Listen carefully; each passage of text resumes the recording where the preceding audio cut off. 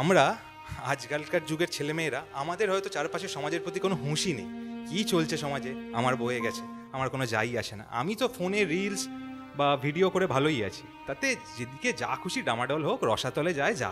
কিন্তু আমাদের বয়সী কোনো ছেলে এই সমাজে, এই পৃথিবীতে জন্মেছিল যে সংগ্রাম করেছে এই সমাজকে ঠিক করার জন্যে, গরিব মানুষের পাশে থাকার জন্যে, বাচ্চাদের পড়াশোনার জন্যে, কিন্তু সেইগুলো করতে গিয়ে তাকে জীবনটা দিতে হলো। সেই দিন রাতে শোনা যায় হুট করে কিছু সিভিক পুলিশ তারা বাড়িতে আসার পরে ওপরে ছাদ থেকে একটা শব্দ বিকট শুনতে পাওয়া যায়। আপনি কি তখন ঘুণাক্ষরেও টের পেয়েছিলেন যে সেই শব্দটাই আপনার জীবনে আপনার ছেলের বাবা বলে ডাকার শব্দটা সারা জীবনের জন্য বন্ধ করে দেবে? তাদের নামে আমি ঘুরিয়ে কেস করেছিলাম, সে কেস আজও পর্যন্ত কিছু খুঁজে পাইনি। যে ভালো কাজ করা মানেই তো আজকের ডেটে সে চক্ষুশূল হয়ে যাবে। তো আনিস কি এটা বুঝতে পারতো? আপনাদের বলতো যে আমাকে কিন্তু অনেকে শাসাচ্ছে, আমাকে কিন্তু অনেকে ভয় দেখাচ্ছে? উনি কারো কাছে মাথা নত করে না, আর করবেও না। তো একটা জিনিস তো চারিদিকে আপনি দেখতে পান যে মমতা ব্যানার্জির সরকার সবসময় বলে সে নাকি মুসলিমদের জন্য ভাবে, মুসলিমদের জন্য তার নাকি খুব দরদ। মুসলিম সমাজের এরকম উজ্জ্বল নক্ষত্র, মুসলিম সমাজের আগামী প্রজন্মে যারা খুব শিক্ষিত হতে চায়, যারা এগিয়ে যেতে চায় বা সমাজের ভালো করতে চায়, সেই সব ছেলে মেয়েদের তো বিভিন্ন জায়গায় দেখি আক্রান্ত হতে হয়, তাদেরকে মৃত্যুর কোলে ঢেলে দেওয়া হয়। তো এটা কেন? আজকে যেসব শিক্ষিত সমাজের ছেলেরা বুঝতে শিখেছে, মাথা তুলে দাঁড়াচ্ছে, তাদেরকে ভয় ভীতি দেখাচ্ছে, মিথ্যে মামলা দিচ্ছে, তাদেরকেই মারধর করছে। নিজের ছেলের মরে যাওয়ার পরও শরীরের ওপর এত অত্যাচার হলো, তার জন্য কাকে দায়ী করেন? দেখো, আনিসকে এই মমতা ব্যানার্জির পুলিশই তো খুন করেছে। চারিদিকে দেখতে পাওয়া যায় যে আমাদের দিদি মমতা ব্যানার্জি, যে উনি হিজাব পড়েন, উনি নামাজ পড়তে চলে যান। তো উনি যখন এত নিবেদিত প্রাণ মুসলমান সম্প্রদায়ের জন্য, তাহলে কি উনি আনিসের জন্য মন থেকে কোনো দোয়া করলেন কখনো? কি মনে হয়, মন থেকে কখনো দোয়া বেরিয়েছে? দেখো, উনি হিজাব পরে কেন যায় জানো? মুসলিম সমাজকে দেখাবার জন্যে কি আমি মুসলিম দরদি আছি, মুসলিমদের ভোট গুনে নেবার জন্যে। তাহলে বলছেন যে ওনার মন থেকে আদতে কোনো দরদ বেরোয় না, মানুষকে দেখানোর জন্য একটা মানে নাটকের মতো উনি করে বেড়ান চারিদিকে। বেকার ছেলে চাকরির জন্যে আন্দোলন করবে, লড়াই করবে, তাদেরকেই আনিসের মতন খুন করে দিবে উনি, খুন করে দিয়ে ধামা চাপা দিয়ে দিবে। তার ন্যায় বিচারটুকুনো এখনো পর্যন্ত দেয়নি। মমতা ব্যানার্জি সেরাম মুসলিম মানুষদেরই ভালোবাসেন যারা খুব একটা পড়াশোনা করতে চাইবে না, যারা খুব একটা উজ্জ্বল ভবিষ্যৎ চাইবে না, যারা শিক্ষিত হতে চাইবে না, যারা বোম ভালো বাঁধতে পারবে, বন্দুক ভালো চালাতে পারবে। তেমনি মুসলিম সমাজ কি মমতা ব্যানার্জির কাছে খুব কাছের? এটাই কি বোঝাতে চাইছেন আপনি? ও তো মুসলিম সমাজকে সেইটাই দেখায়, নাটকবাজিটাই তো দেখায় যে আমি মুসলিমকে দরদি, মুসলিমকে আমি ভালোবাসি। কয়েকটা মুসলিমকে ভালোবাসে, কাদেরকে জানেন?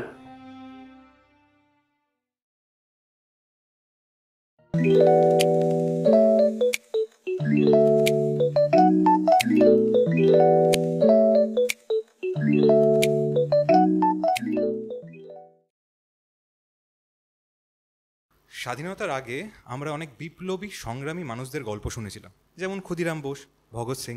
এই মানুষদের গল্প আমরা শোনার পরে আমরা তাদেরকে দেখতে পাইনি কখনো, কারণ আমরা সেই সময় ছিলাম না। কিন্তু এরকম অনেক মানুষ যারা আজকের দিনে এরকমই বিপ্লবী, এরকমই সংগ্রামী, সমাজের জন্য, চারপাশের মানুষের জন্যে যারা সংগ্রাম করে চলেছে, যারা নিজেদের মাথা নত করছে না, যারা নিজেদের প্রাণ দিয়ে দিচ্ছে কিন্তু অন্যায়কে সহ্য করছে না, এরম মানুষদের কথা আমরা কি তুলে ধরি চারপাশে? হয়তো তুলে ধরি ক্ষণিকের জন্যে, তারপরে আমরা ভুলেই যাই সেই মানুষগুলো এই সমাজের জন্যে, আমাদের ভবিষ্যতের জন্যে কি করে গেছে। তারা নিজেদের অমূল্য প্রাণটাও দিয়ে দিয়েছে, এবং সেরকমই নিজের জীবনের প্রাণটা সমাজের জন্যে, সংগ্রামের জন্যে, মাথা উঁচু করে বাঁচার জন্যে যে ছেলেটি দিয়েছিল, আজকে আমরা তার বাবার সাথে কথা বলবো। সেই মহান ছেলে, সেই রত্ন ছেলে আনিস খানের বাবা। কাকু, প্রথমেই ক্ষমা চেয়ে নিচ্ছি আপনার কাছে যে আমরা আজকালকার যুগের ছেলেমেয়েরা আমাদের হয়তো চারপাশে সমাজের প্রতি কোনো হুঁশই নেই। কী চলছে সমাজে আমার বয়ে গেছে, আমার কোনো যাই আসে না। আমি তো ফোনে রিলস বা ভিডিও করে ভালোই আছি, তাতে যেদিকে যা খুশি ডামাডোল হোক, রসাতলে যায় যাক। কিন্তু আমাদের বয়সী কোনো ছেলে এই সমাজে, এই পৃথিবীতে জন্মেছিল যে সংগ্রাম করেছে এই সমাজকে ঠিক করার জন্যে, গরিব মানুষের পাশে থাকার জন্যে, বাচ্চাদের পড়াশোনার জন্যে, কিন্তু সেইগুলো করতে গিয়ে তাকে জীবনটা দিতে হলো। সেই জীবন তার চলে যাওয়ার সেই মর্মান্তিক দিনের ঘটনাটা আমি আপনার থেকে শুনবো। সেই দিন রাতে শোনা যায় হুট করে কিছু সিভিক পুলিশ তারা বাড়িতে আসার পরে ওপরে ছাদ থেকে একটা শব্দ বিকট শুনতে পাওয়া যায়। আপনি কি তখন ঘুণাক্ষরেও টের পেয়েছিলেন যে সেই শব্দটাই আপনার জীবনে আপনার ছেলের বাবা বলে ডাকার শব্দটা সারা জীবনের জন্য বন্ধ করে দেবে? দেখো, আনিস জীবনে অনেক কিছু তার শখ ছিল। আনিসের পড়াশোনা খুব ভালোই সুন্দর ছিল, কিন্তু আনিস প্রত্যেক ছোট ছোট ছেলে মেয়েদেরকে আদর্শ খুব ভালোবাসত। যারা গরিব, যেসব ছেলেরা পড়াশোনা করতে পারতো না তাদেরকে স্কুলে তাদেরকে ভর্তিও করত। কেন, সেই এক সময় 2017 সালে বাগনান একটা স্কুলে খাজুরটি গ্রামের এক মেয়ে আর এক ছেলেকে নিয়ে গেছিল শান্তিনিকেতন কলেজে। সেখানে ওনাকেও মার খেতে হয়েছে। কে মারল? ওই তখন টিএমসির গুন্ডা বাহিনী, এই দালাল ছিল এমএলএর, সেই দালাল তার ছেলেদেরকে নিয়ে তাকে মারধর করে বাগনান থানার হসপিটালে ফেলে দিয়ে গেল। তেনাকে আমি খবর পেয়ে উলুবেড়িয়া হসপিটালে ভর্তি করেছিলাম। সেখান থেকে সুস্থ ভালো হয়ে এসেছিল, কিন্তু তাদের নামে আমি ঘুরিয়ে কেস করেছিলাম। সে কেস আজও পর্যন্ত কিছু খুঁজে পাইনি। সে কেস আছে কি না আছে এখনও পর্যন্ত আমি জানি না।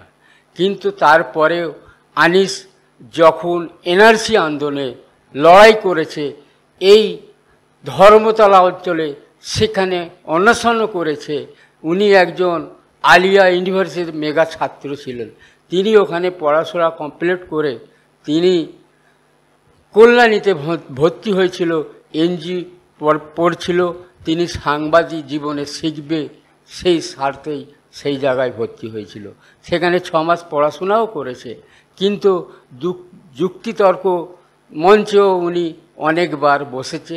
এইটুকুই আমি ওনাকে দেখেছি, চোখে দেখতাম। তেনার এখনও ভিডিও কল তেনার মোবাইলে ছিল। আমার বাড়িতে আমার এক নাতি আছে, তার মোবাইলে এখনও পর্যন্ত আছে। আমি সময়ে দেখি তার আকৃতিটা, তার শরীর ভারসাম্যটা এখনও আমার চোখে ভাসছে, আমি এখনও পর্যন্ত দেখি। হ্যাঁ কাকু, আনিস কি আগে থেকে কিছু আপনাদের বলতো যে ও এই সমাজের জন্য কাজ করছে, বাচ্চাদের জন্য কাজ করছে, ও রক্তদান শিবির করতো যাতে মুমূর্ষু রোগীর রক্তের প্রয়োজন হলে সেখানে দেওয়া যায়? এই যে ভালো কাজ করা মানেই তো আজকের ডেটে সে চক্ষুশূল হয়ে যাবে। তো আনিস কি এটা বুঝতে পারতো? আপনাদের বলতো যে আমাকে কিন্তু অনেকে শাসাচ্ছে, আমাকে কিন্তু অনেকে ভয় দেখাচ্ছে? দেখো, সেই সময় ওই যে সব থ্যালাসিয়ামা যে রক্তটা দরকার হয় বাচ্চাদের, সেই তেনাদের রক্ত দেওয়ার জন্যে তিনি আমাদের প্রায় একটা শিশু কেন্দ্র স্কুল আছে পাড়ার মধ্যে, সেখানে তেনার রক্তদান শিবির করার জন্যে কিছু কার্ড ছাপিয়েছিল। ইয়ং ব্যাচের ছেলেদেরকে নিয়ে সঙ্গে সাথী হয়ে ডেটও করেছিল, থানা পারমিশনও দিয়েছিল। কিন্তু ওখানে যিনি প্রধান টিএমসির, তিনি বলছে আমাকে না জানিয়ে তিনি আনিস নিজে রক্তদান শিবির করছে। তেনাদের যেসব সঙ্গভঙ্গ দালাল ছেলেরা আছে তাদেরকে পাঠিয়ে দিয়ে আমার বাড়ির সামনে আমাদের 20-25টা 50টা ছেলে এসে গালাগালি অস্তম ভালো ভাষায় বলে।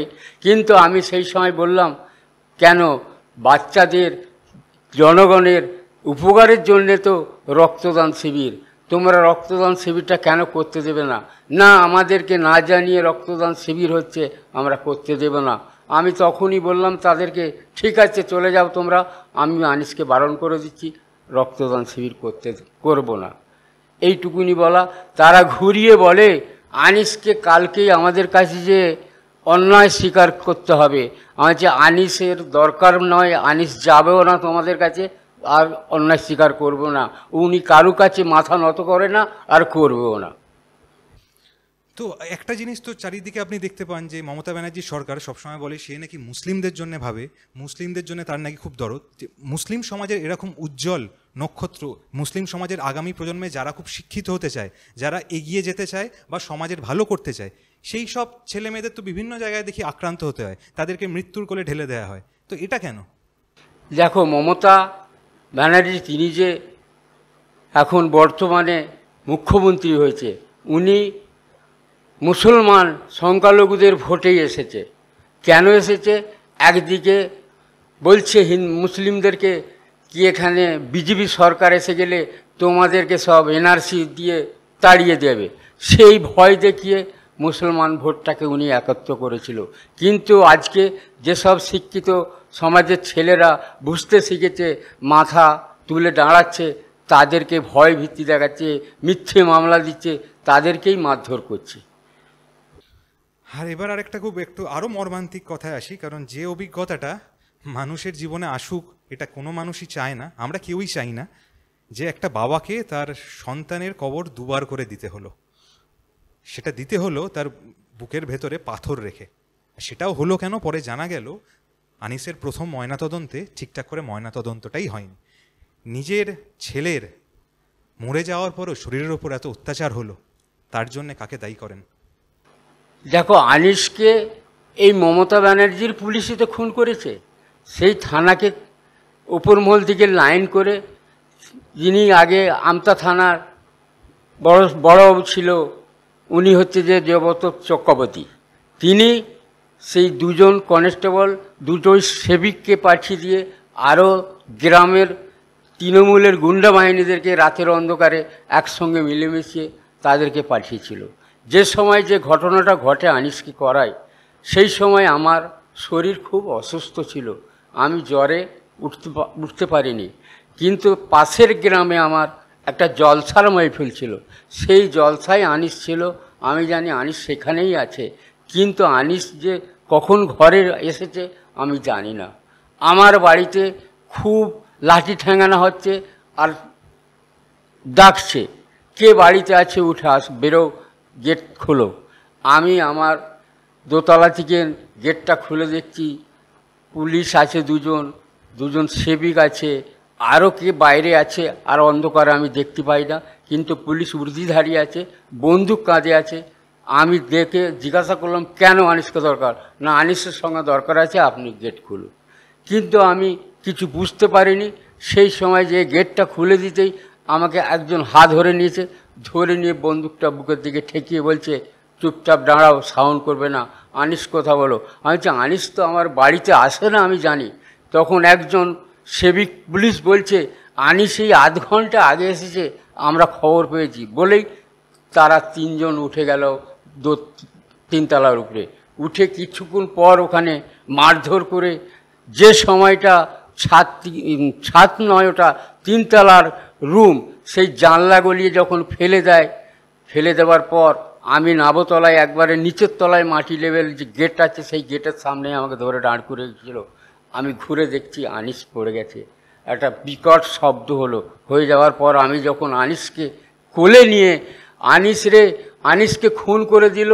আমি তখন বড় ছেলে ঘুমোচ্ছিল, সাবির রে, আমার নাতনি মুস্কানকে ডাকছি, বৌমাকে ডাকছি, ওরা সাড়া পেয়ে আমার কান্নাকাটির খুব বিকট শব্দ করে আমি কাঁদছি।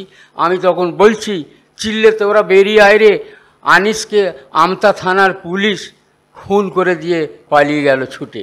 তখন ওরা যখন বেরিয়ে আসছে, এসে দেখছে ওই রকম পড়ে আছে, আমি বুকে মাথাটা ধরে বসে আছি। তখন পাশে কিছুটা দূরে আমার ছোট ভাইয়ের বাড়ি, সেখানে ফোন করলো, আমার ভাইপোদেরকে ডাকা হলো। পাশের বাকুল থেকে একটা গাড়ি ডাকা হলো, গাড়ি ডেকে ওনাকে যখন উলুবেড়িয়া নার্সিংহোমে নিয়ে যায়, সেই সময় ডাক্তার বলে আনিস নেই, শেষ হয়ে গেছে। ওখান থেকে ঘুরে যখন ফিরে আসি বাড়িতে, এসে আমতা থানাকে আমি নিজে ফোন করেছি। আমতা থানা তখন বলছে অমান্য যাচ্ছে, আমাদের থানা থেকে কোনো পুলিশ যায়নি, আমরা জানি না। তারপরে বলছে আনিস কীরকম আছে? আমি বলছি আনিসকে খুন করেছে আপনার পুলিশ প্রশাসন সেবিক মিলে। না, আপনি আমতা থানা থেকে, আমি বলছি আপনি হসপিটালে নিয়ে ভর্তি করে দেন।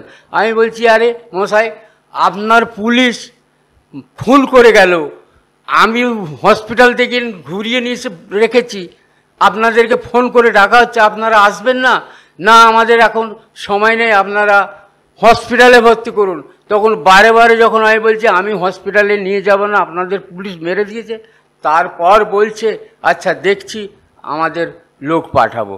ওই পাঠাবো করে প্রায় সকাল 9টার সময় যখন পুলিশ এলো, সেই সময় ডেড বডি তুলে নিয়ে যাওয়ার জন্যে আমি ডেড বডি ছাড়লাম না।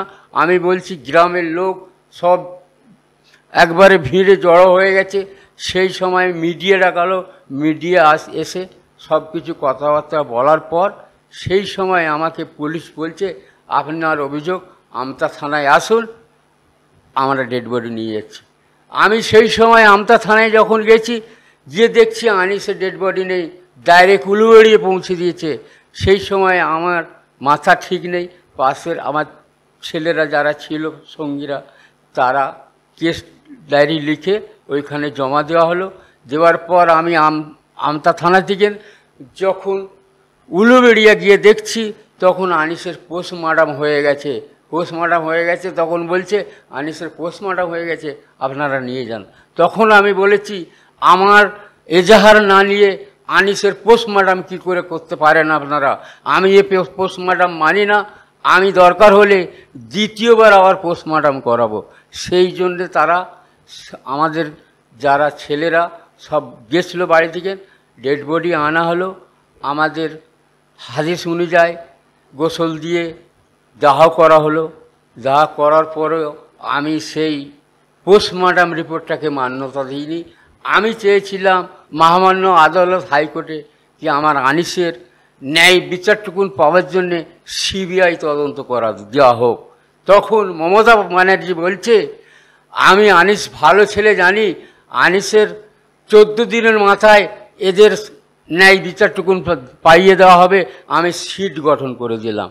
আমি তখনও বলেছিলাম যে সিটটা আপনি গঠন করে দিচ্ছেন সেই সিট তো পুলিশই আপনার, যে পুলিশ খুন করে যায় সেই পুলিশ কি সিট গঠন করে ন্যায় বিচারটুকুন দেবে? সেই সিটই আজ পর্যন্ত কিছু করে না। সেই সিটই তথ্য জমা দিয়েছিল, যেভাবে যে জমা দিয়েছে কিছু জায়গায় সঠিক আছে, কিছু জায়গায় ভুলভ্রান্তি তথ্যটা দিয়ে রেখেছে, কিন্তু এখনও পর্যন্ত সাক্ষী চালু হয়নি। আমাদের ঘরের যারা আমরা যেগুলো উলুবেড়িয়া কোর্টে জবানবন্দি দিয়েছিলাম সেই বাক্যগুলো এখনও পর্যন্ত কোর্ট নিচ্ছে, 1 মাস 2 মাস ছাড়া একজন করে নিচ্ছে। এই হচ্ছে কেসটা চলছে। আমি লড়াই যেমন জারি রেখেছি, আমার সঙ্গে যারা লড়াই নেমেছিল ডিআইএফআর ছেলে মেয়েরা, মীনাক্ষী মুখার্জি, ধ্রুবজ্যোতি সাহা, আমাদের এখান থেকে মোহাম্মদ সেলিমবাবুও গেছিলেন, সিপিএমও গেছে, আইএসএফ হয়েছে, কংগ্রেসও সেই সময় হয়েছে, কিন্তু ওই জায়গায় তখন বিজেপি থেকে কেউ যায়নি, আর আজও পর্যন্ত কেউ খোঁজ নেয়নি। আর টিএমসি থেকেও এসেছিল উলুবেড়িয়া কেন্দ্রের যে বিধায়ক, তিনি হচ্ছে যে সাজদা আহমেদ, উলুবেড়িয়া ওখানের যিনি এমএলএ পুলক রায় মহাশয় এসেছিলেন আমার বাড়িতে, আমাকে অনেক টাকা 5-10 লাখ টাকা দেব, 2টো চাকরি দেব। আমি চাকরিও নিই না, টাকাও নিই না। তাদেরকে আমি বললাম আমি যাব না কোথায়, তখন তেনারা বলছে আমাদের সঙ্গে আসুন, আমরা এসেছি, আপনাকে দিদি ডাকছে। আমি বলেছিলাম দিদির দরকার হয় আমার বাড়িতে আসবে, কিন্তু আমি দিদির ওখানে দেখা করতে যাব না, সেই মতন আমি যাই না। চারিদিকে দেখতে পাওয়া যায় যে আমাদের দিদি মমতা ব্যানার্জি, যে উনি হিজাব পরেন, উনি নামাজ পড়তে চলে যান, তো উনি যখন এত নিবেদিত প্রাণ মুসলমান সম্প্রদায়ের জন্য, তাহলে কি উনি আনিসের জন্য মন থেকে কোনো দোয়া করলেন কখনো? কি মনে হয়, মন থেকে কখনো দোয়া বেরিয়েছে? দেখো, উনি হিজাব পরে কেন যায় জানো? মুসলিম সমাজকে দেখাবার জন্যে কি আমি মুসলিম দরদি আছি, মুসলিমদের ভোটগুলো নেওয়ার জন্যে। কিন্তু যে মুসলিম ছেলে শিক্ষিত বেকার ছেলে চাকরির জন্যে আন্দোলন করবে, লড়াই করবে, তাদেরকে এই আনিসের মতন খুন করে দেবে। উনি খুন করে দিয়ে ধামা চাপা দিয়ে দিবে, তার ন্যায় বিচারটুকুন এখনো পর্যন্ত দেয়নি। আর আনিসের জন্য কি দোয়া করবো? আনিসের বিচারটুকুন এখনো পাওয়াচ্ছেনি, তো আনিসের জন্য কি দোয়া করবেন আপনি বলছেন? তাহলে বলছেন যে ওনার মন থেকে আদতে কোনো দরদ বেরোয় না, মানুষকে দেখানোর জন্য একটা মানে নাটকের মতো উনি করে বেড়ান চারিদিকে। ও তো মুসলিম সমাজকে সেইটাই দেখায়, নাটকবাজিটাই তো দেখায় যে আমি মুসলিমকে দরদি, মুসলিমকে আমি ভালোবাসি, কিন্তু আজও পর্যন্ত মুসলিমকে উনি ভালোবাসে না। কয়েকটা মুসলিমকে ভালোবাসে, কাদেরকে জানেন? এই ববি হাকিম, এই হচ্ছে যে একজন মুর্শিদাবাদের যিনি ওই হুমায়ুন কবি, সেই সব মুসলমানদেরকে উনি ভালোবাসে। এই নাহলে যে সময় আনিসকে খুন করা হলো, ওই মমতা ব্যানার্জি খুন করে মেরে ফেলে দেওয়া হলো, সেই সময় লড়াইয়ে নেমেছিল কে জানেন? আমাদের ফুরফুরা শরীফের কাসেম সিদ্দিকী। তিনি একজন পীরজাদার আওলাদ, পীরের আওলাদ। তিনি আনিসের জন্যে মমতা ব্যানার্জিকে অনেক গালমন্দ দিয়েছে, কিন্তু আমি এখন বুঝতে পারছি আনিসের সঙ্গে সেই সময় কেন মুখ্যমন্ত্রীকে গাল দিয়েছিল। ওই ববি হাকিমকেই নিয়ে যাচ্ছিল আমার বাড়িতে ওই কাসেম সিদ্দিকী। আমাদের গ্রামের ছেলেরা সেই সময় ঢুকতে দেয়নি, ববি হাকিমকে দূর করে তাড়িয়ে দিয়েছে। কিন্তু আজ সেই ফলাফলটা দেখতে পাচ্ছি তোমার কাসেম সিদ্দিকীর। তিনি এখন মমতার কাছে যেয়ে নাকি শুনছি বিরাট একটা পথ নিয়ে বসেছে। উনি শুনছি ভাঙরে নাকি আবার দাঁড়াবে মমতা ব্যানার্জির তোমার তৃণমূল কংগ্রেসের হয়ে। তাহলে তেনাকে কি করে ভালোবাসবো? তিনি কি বিচার দিতে যাবে? এই রকম হচ্ছে আমাদের কিছু মুসলিম আছে পা চাটা মমতার, সেই মুসলিমরা যারা ওদেরকে পা চাটতে পারবে তাদেরকে দরদ দেখিয়ে ভালোবাসবে, তাছাড়া কাকুকে ভালোবাসে না। আপনি ববি হাকিমের কথা বললেন, হুমায়ুন কবিরের কথা বললেন, আর একজন কিন্তু খুব কাছের লোকের কথা ভুলে গেলেন। মমতা ব্যানার্জি হয়তো তাকেও খুব ভালোবাসেন, শওকত মোল্লা। হ্যাঁ, তো আমার কি মনে হয় মমতা ব্যানার্জি সেরাম মুসলিম মানুষদেরই ভালোবাসেন যারা খুব একটা পড়াশোনা করতে চাইবে না, যারা খুব একটা উজ্জ্বল ভবিষ্যৎ চাইবে না, যারা শিক্ষিত হতে চাইবে না, যারা বোম ভালো বাঁধতে পারবে, বন্দুক ভালো চালাতে পারবে। তেমনই মুসলিম সমাজ কি মমতা ব্যানার্জির কাছে খুব কাছের? এটাই কি বোঝাতে চাইছেন আপনি? সেই সময় আনিসকে যখন খুন করলো পুলিশ, খুন করে ঘর থেকে ফেলে দেওয়া হলো, সেই সময় ওই বোম বাঁধা তোমার শওকত মোল্লা তিনি কি বলেছিলেন জানেন? তিনি বলছে আনিস বাড়ির ছাদ থেকে পাইপ ধরে নামতে গিয়ে পড়ে মরেছে, কিন্তু আজও পর্যন্ত আমার বাড়িতে কোনো ব্যক্তি দেখাতে পারবে না কি আমার বাড়িতে পাইপ লাগানো আছে। সেই বোম বাঁধা তোমার শওকত মোল্লা এই বাক্যটা তখনও দিত। আজ নাহলে নওশাদ সিদ্দিকীর পেছনে কেন লেগে আছে? নওশাদ সিদ্দিকী একজন তো বিজয় তোমার হচ্ছে যে এমএলএ, তেনাকে আবার কি কৌশলে কেস দেবে, একবার 42 দিন কেস দিয়ে আটকে রাখলো, আবার এই কিছুদিন কয়েকদিন আগেই যে আবার আটকালো, 48 ঘন্টা আটকে রাখলো। কিসের জন্যে? আন্দোলন করতে গেছিল নওশাদ সিদ্দিকী কি ওয়াকফ বিল নিয়ে। কিন্তু ওই ওয়াকফ বিল নিয়ে কিন্তু মমতা ব্যানার্জি কী বলেছে জানেন? মুর্শিদাবাদে গিয়ে তিনি বলেছেন ওয়াকফ বিলে যে এখানে আন্দোলন করবে চলে যাও দিল্লিতে গিয়ে আন্দোলন করুন, নাহলে আমার থেকে কেউ খারাপ হতে পারে না। কিন্তু তিনি আবার কি করে মুসলিমকে ভালোবাসবেন আপনারা বলুন?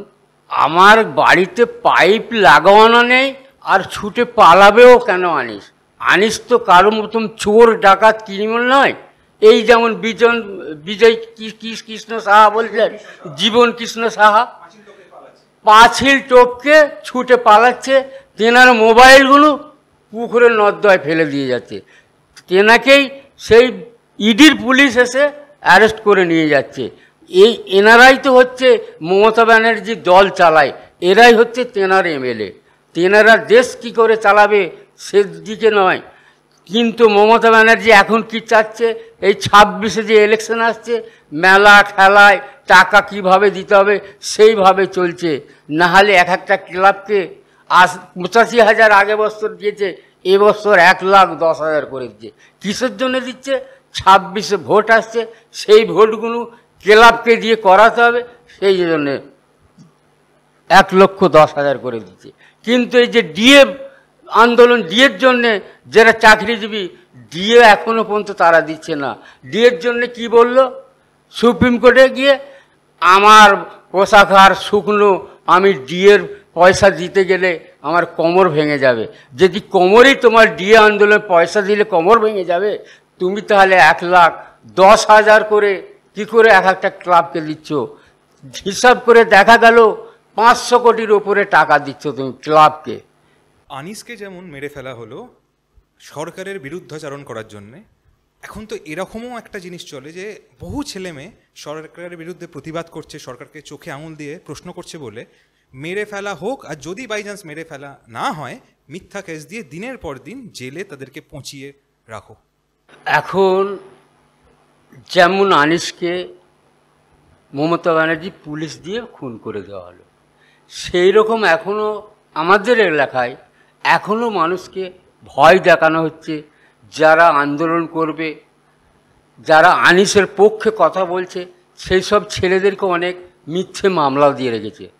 5টা 6টা কারো 8টা পর্যন্ত মিথ্যে মামলা আমার নামে দিয়ে রেখেছে। 8টা কেস বড় ছেলেকে দিয়েছে, মেজো ছেলেকে দিয়েছে। আমার নিজের যারা ভাগনা ভগ্নিপত তাদেরকেও কেস দিয়ে রেখেছে। কিন্তু আনিসের পক্ষে যেন না কেউ কথা বলে। কিন্তু সেই সব ছেলে যারা আনিসের পক্ষে কথা বলেছে, আনিসের জন্য লড়াই করেছে, কেউ পিছপা হয় না, কেউ এখনও আর ভয় করে না ওই পুলিশের কেস দেওয়া। পুলিশ ঘরে বসে বসে কেস দিতে থাকবে, আর আমরা লড়াই যেমন করে যাচ্ছি, সেই সব ছেলেরা আমার লড়াই করেই যাচ্ছে। এই যে মিথ্যা কেস দেওয়া, সরকার তো দেখে একটা সাধারণ মানুষকে যদি মিথ্যা কেস দিই, এই কেসের যা চাপ, এই আইনের যা খরচা বা আইনের যা সমস্যা, সেইগুলো সাধারণ মানুষ চালাতে পারবে না, তার ভয়ে সাধারণ মানুষ পিছিয়ে আসবে। আপনার কি অভিজ্ঞতা? আপনার বিরুদ্ধে এরা মিথ্যে কেস এত দেওয়ার পরে আপনার এই কেস চলাকালীন আপনাকে সহযোগিতা কি মানুষ করছে? কারা করছে? কিভাবে করছে? কারণ কি বহু মানুষ হয়তো প্রতিবাদ করতে চায়, এই একটা ভয়েই পিছিয়ে আসে। তো আপনার কি তাদের প্রতি কোনো বার্তা আছে যে তোমরা প্রতিবাদ করো, মাথা তুলে কথা বলো, তোমাদের যদি কেউ সরকার প্রশাসন কিছু মিথ্যা কেস দিয়ে ফাঁসাতে চায়, এরম বহু মানুষ আছে তোমাদের পাশে এসে দাঁড়াবে? তারা কারা? আইনের সহায়তা করবে বা তাদেরকে সবসময় মানে মনে সাহস দেবে, এরম লোকজন কি আছে? দেখো, আনিসের জন্য যারা লড়াই অ্যাকচুয়ালি করেছে, যারা প্রথম থেকে আছে, এখনও পর্যন্ত আছে, শেষ পর্যন্ত থাকবে আশা করি। কেন? তারা লড়াই কোর্টেও করছে, গ্রামেও করছে, দেশেও করছে, পাশেও করছে।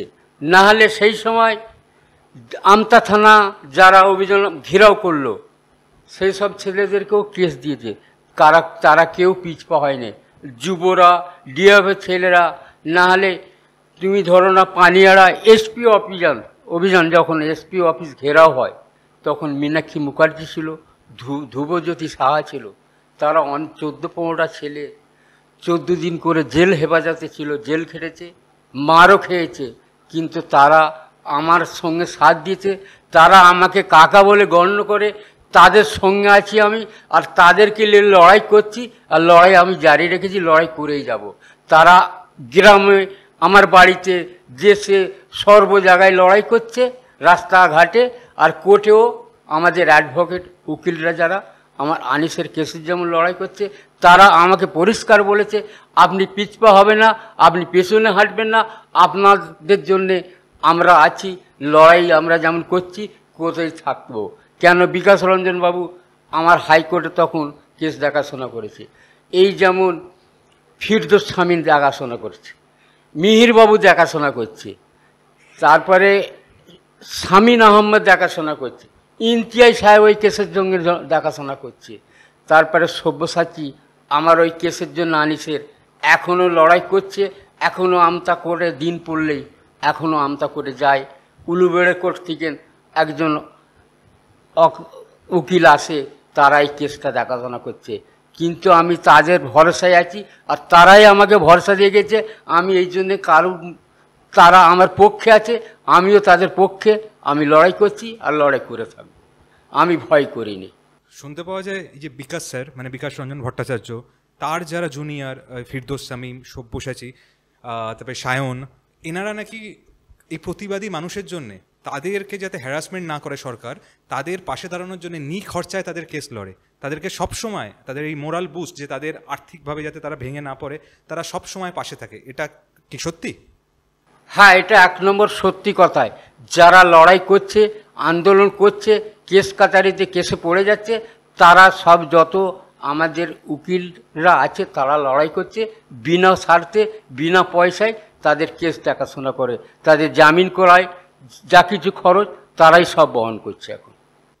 তো এরকম অনেক সংগ্রামী মানুষকে আপনি পাশে পেয়েছেন, পাশে পাওয়ার পরেও তাও তো দিনের শেষে কোথাও আপনার মনটা ভারাক্রান্ত একা, যখন আনিসের কবরের পাশ দিয়ে হেঁটে যেতে হয়, কখনো ওই কবরের দিকে তাকালে মনে মনে আনিসের সাথে কথা হয়? আর যদি হয়, কি কথা হয়?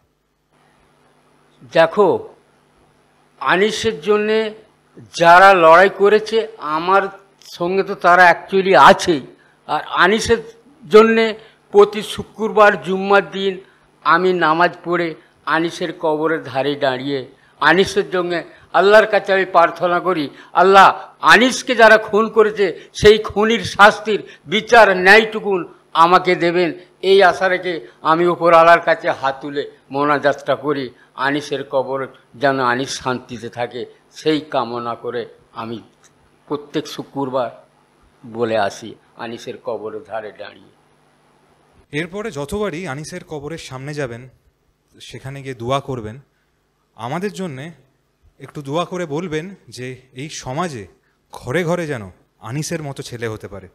কারণ মানুষ এখন না শুধু নিজেকে শুধু ভাবতে শুরু করেছে যে আমি ঠিক আছি তো বাকি সমাজ রসাতলে যায়, যাক কিছু হবে না। কিন্তু মানুষ কি বুঝতে পারছে না এই চারপাশের এত অনিয়ম, এত দাদাগিরি, এত দুর্নীতি, এত রাহাজানি, এত অত্যাচার একদিন এরা মুখ বুজে থাকলে নিজের ঘরেও আসবে, যেমন আপনাদের ঘরে চলে এসেছিল। মানুষ কি এটা বুঝতে পারছে না যে তার ঘরেও একদিন থাবা বসাবে? আমি আরও খুশি কোথায় জানেন? আমার একটা আনিসকে মমতা ব্যানার্জি পুলিশ দিয়ে খুন করালো, খুন করেছে, ন্যায় বিচারটুকুনো এখনও পর্যন্ত দেয়নি।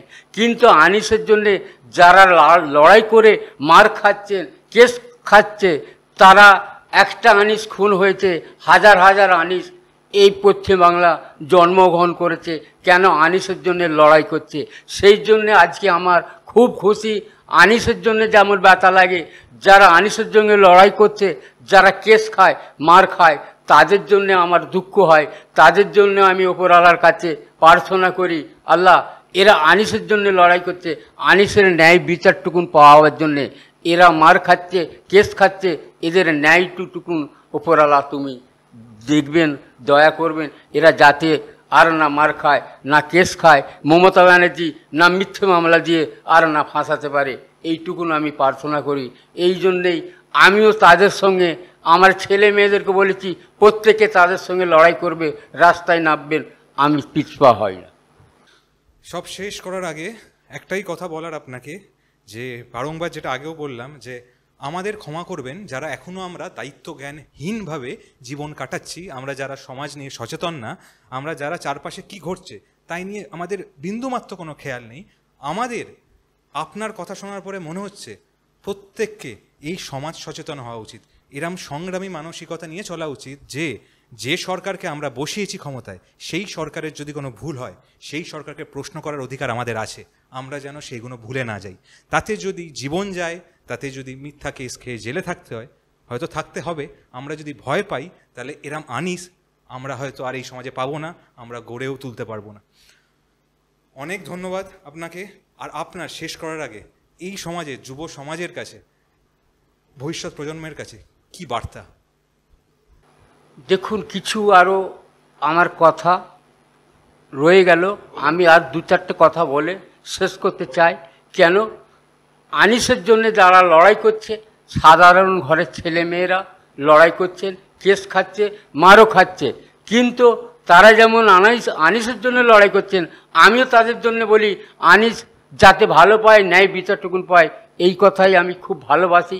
আনিসকে যেমন ভালোবাসতাম, এই রকম সাধারণ মুসলিম ঘরের গরিব দুঃখ ছেলে মেয়েরা যারা লড়াই করছেন তাদেরকে দেখে আমি আমার খুব খুশিতে আমার জীবনটা ভরে যায়।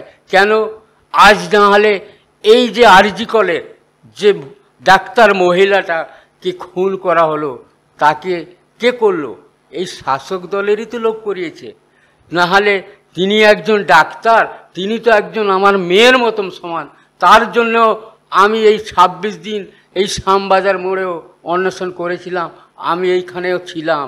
এই কর্মক্ষেত্রে ওই আনিসের ওখানে মঞ্চ তৈরি করেছিলাম, ওখানে তোমার অভয়ার মঞ্চ করেছিলাম। আমিও কোর্টের রায় নিয়ে আমি আলাদা মঞ্চ করে নিয়ে বসছিলাম, কি যাতে তোমার ন্যায় বিচারটুকুন আনিসও পায় আর অভয়া পায়, অভয়ার মা বাবাও বিচারটা পায়। কেন যেন আনিসকে টাকা নিয়ে, আনিসের বাবাকে আমি সালেম খাঁ বলছি, আমাকে কিনতে গেছিল শাসক দলের নেতারা, কিন্তু অভয়ার মাকে সেই পুলিশ একজন টাকার বান্ডিল নিয়ে কিনতে যাওয়া হয়েছিল। তাকে দাহ করে দাও, টাকা দিচ্ছি, কিন্তু তেনাকেও ফুরিয়ে দিয়েছিল ওই অভয়ার মা আর বাবা। আর এই একটা উপনির্বাচনে এই কে জিতলো না, একটা উপনির্বাচনে তৃণমূলরা জিতে ফেলছে বলে তার বিজয় মিছিল করে সকেট বোমা মেরে কাকে মারা হলো? একজন 9 বৎসরের তামান্না খাতুনকে মার্ডার করে দেওয়া হলো।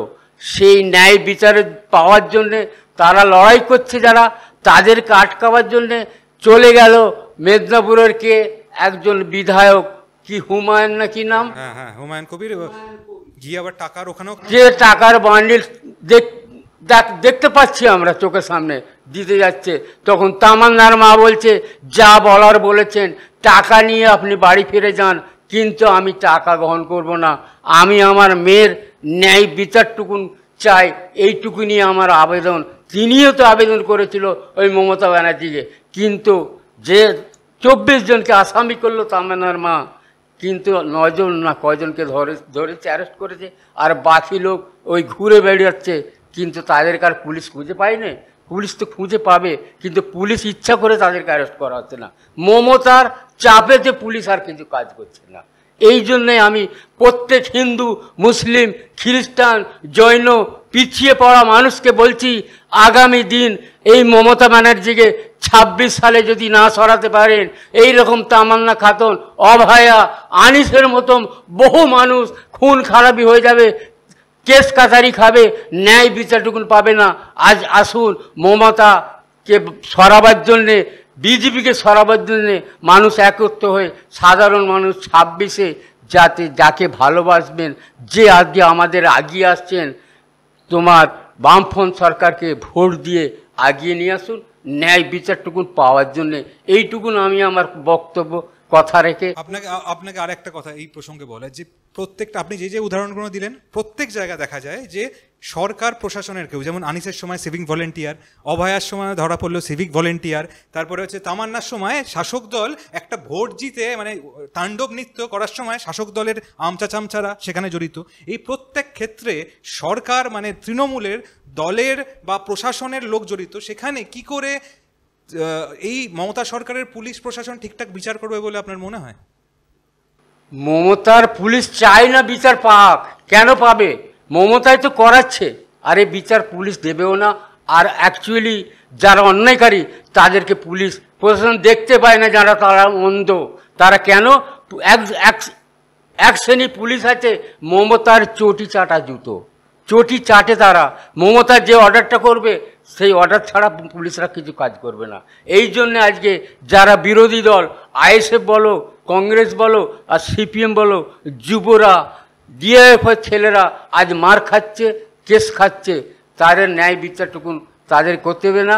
জানে এখানে আজকে যদি বামফ্রন্ট সরকার উঠে যায়, মমতা ব্যানার্জির ক্ষয় রাস্তার খুঁজে পাবে না মমতা ব্যানার্জি। সেই জন্যে আজ পুলিশকে ক্যাটার বাহিনী বানিয়ে আজ ভোট লুট করে ভোট করায়। হ্যাঁ, এবার যদি আপনি দেখেন যে আপনাদের কাছে তো কোনো সুযোগও আর নেই, কারণ কি আপনি যদি মমতার পুলিশ এই যাদের এই নমুনা বিচার করার, তদন্ত করার, তাদেরকে ছেড়ে যদি অন্য কোনো অপশানেও যান, সেখানেও তো এক ব্যাপার। আপনি সিবিআই চাইবেন, সিবিআইও তো একই ধারায় যে কোনো কেসকে যতটা আস্তে আস্তে করে সেই কেসটা ধামাচাপা পড়ে যায় তার চেষ্টা করে যায়। তো ওখানেও তো আপনাদের হাত পা বাঁধা। বিচারটা চাইবেন কোথায় তাহলে আপনারা? বিচার চাইবো আর কোথায়? কেন বিচার পাচ্ছিও না কেন? মমতা আর মোদি দুজনের তো সেটিং পুলিশ, ওখানে উনি দিচ্ছে, সিবিআই দিলেও তেনার কথা শুনছে, আর এখানে পুলিশ মমতার কথা শুনছে, যাতে আমরা মাথা তুলে না দাঁড়াতে পারি, এখানে বিরোধী দল কেউ না মাথা তুলতে পারে। এই জন্য এরা সেটিংয়ে এই রাজনীতিটা চলছে। এই জন্যে এই দুজনকে এই 26-এ যতক্ষণ না সরাতে পারছে সাধারণ মানুষ, প্রত্যেককে অনুরোধ করে আমি বলছি, প্রত্যেকে মাথা ঘামিয়ে প্রত্যেকে আসুন, একজোট হয়ে এদেরকে সরিয়ে আজ পশ্চিমবাংলাটাকে ন্যায় বিচারের দাবিতে, কর্মদক্ষ কাজ করার জন্যে, চাকরি বাকরি করার জন্যে, ছেলে মেয়েদেরকে শিক্ষা করার জন্যে আজকে মাথা তুলে দাঁড়ান। এইটুকু আমি আমার বলে আমি কথা শেষ করছি। এই কথা বলে আমি আমার প্রত্যেক গ্রামবাসী ভাই ব্রাদার, হিন্দু মুসলিম খ্রিস্টান জৈন পিছিয়ে পড়া মানুষ, তাদেরকে আমি এইটুকুন কথা বলে আমি আমার কথা বলে শেষ করছি। অনেক ভালো থাকবেন, সুস্থ থাকবেন, আর এরকমই প্রতিবাদ সংগ্রামে থাকবেন। অসংখ্য ধন্যবাদ।